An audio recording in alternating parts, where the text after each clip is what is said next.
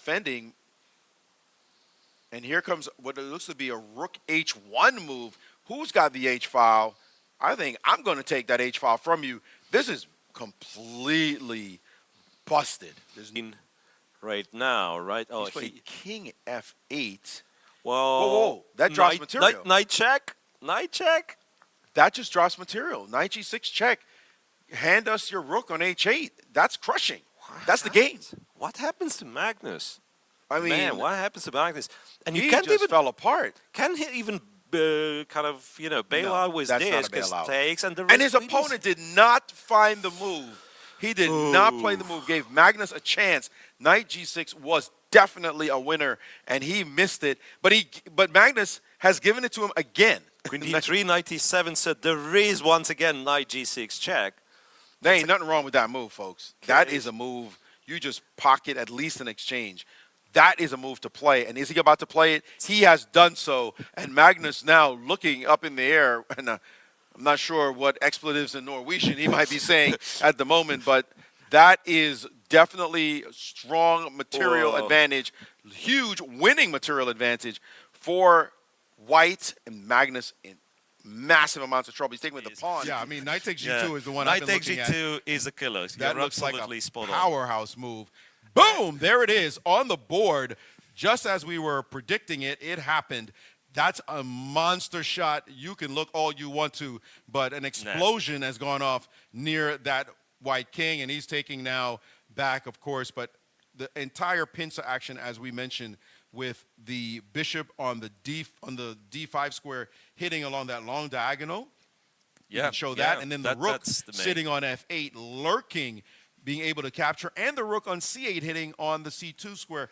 That queen on d1 is fully overworked. It is now almost an embarrassment of riches about what to play, and the move knight to h5. He did play knight over to d4, as you mentioned. Possibility as well. Take on c2, maybe? If he takes on c2, this would just be he can take on c2 already a round one. And take on f3. And go queen g5 using, there's still a pin, right? And you go queen g5.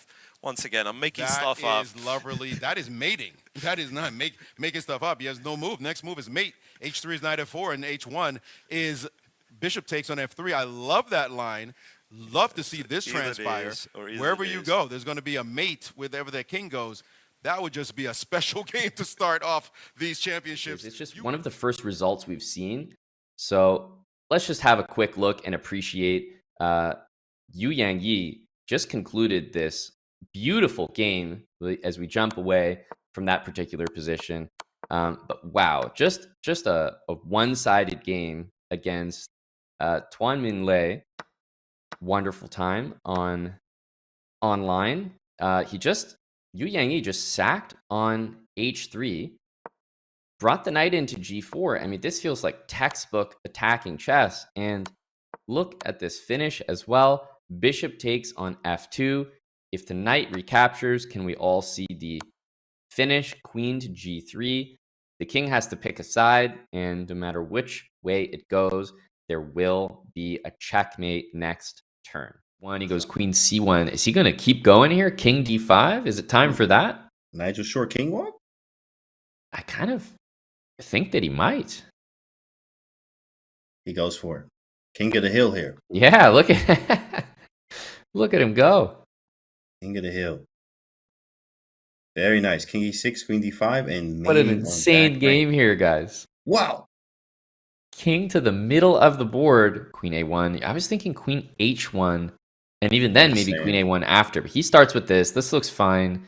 Oh, you know what? If king back to e4, there was queen h1.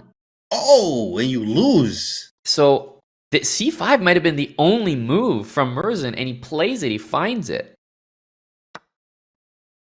Insane what we're seeing here. Can you go forward? He does. Oh my goodness, because all the checks are covered. I was just saying that. He goes forward again. And you go forward, guys. Crazy. Queen d8. It could be mating. Nuts. It could be mating. Queen d8, king g7, f6, knight f5. Which is a very nasty sequence. He goes from finding the only move in the position to now potentially getting it done all over again. Queen d4 played. I would consider taking that. Hold on. takes, pawn takes. If you play knight c4, d3 does not work. So this should be a win. He goes knight d5. Same thing. You cannot push the pawn. This is GG. Hedge is to do not, and especially with accuracy too. And can you take on g2 here? Take. Oh my goodness, he might be calculating that. He did it. Is that a thing? He took on g2 and he's pushing the pawn and said lock in. Yeah. That's rook a1 it will be. Yeah. There you go. Yeah, this is just clinical here. I like that move a lot. It's just you end up spotting those moves. I feel like the more blitz and short time controls you play, because you're always looking for those moves that eliminate counterplay from your opponent. And taking away the guy's queen, that's the best way to do it. What a move right there. I'm not gonna lie, that was brilliant. That was very nice. Very beautiful tactic. And it was literally brilliant. You're correct.